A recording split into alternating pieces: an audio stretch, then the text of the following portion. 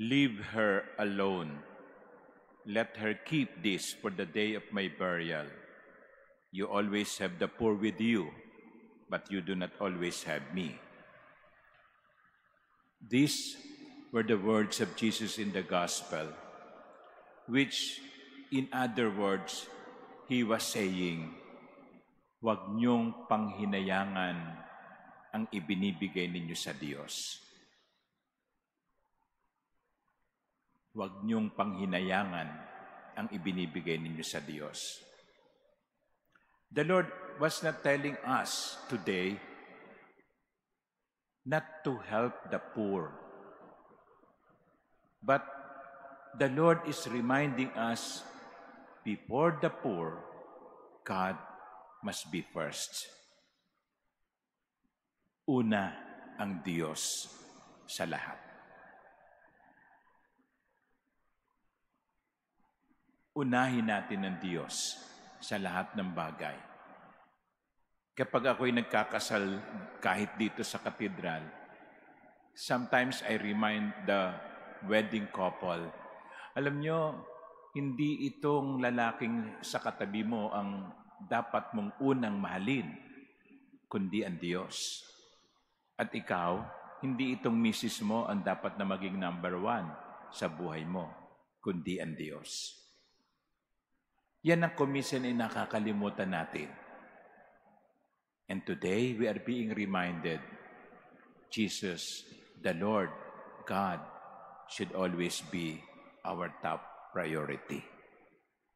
Huwag nating panghinayangan ang ibinibigay natin sa Diyos. Pero, the second point of my reflection is this.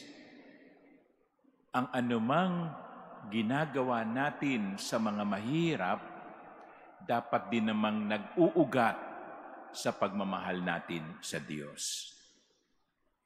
Una ang Diyos sa lahat. Okay?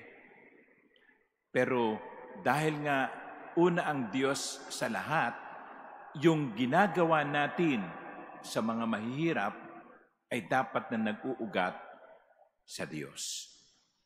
Kasi kapag hindi, pwede tayong tumulong sa mga mahihirap. Pwede nating ibigay yung pagkain sa mga mahihirap. Pwede tayong dumukot sa bulsa at ibigay sa mga mahihirap. Pero pwedeng nanggagaling ito sa ating mga self-interests. Katulad ni Judas. Akala mo concern na concern sa mga poor, no? Why was this oil not sold for 300 days' wages and given to the poor? Sayang.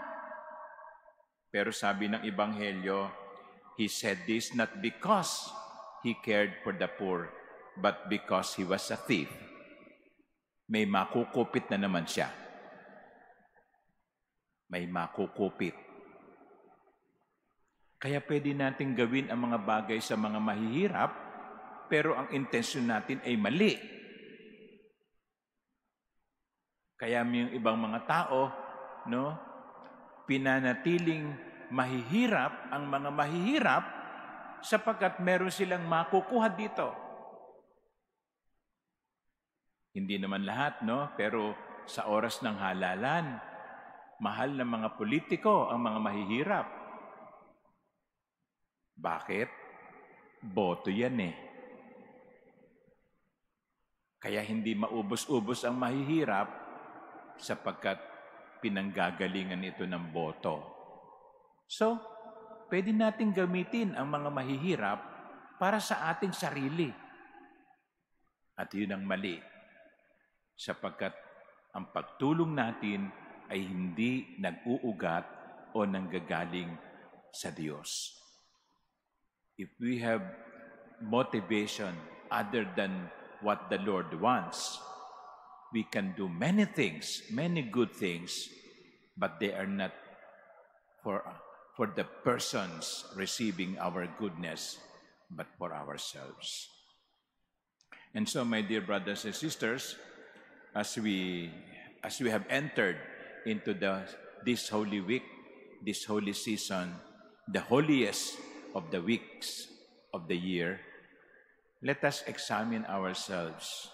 Number one, is God really number one in my life? And number two, is God my number one motivation in doing good things? Amen.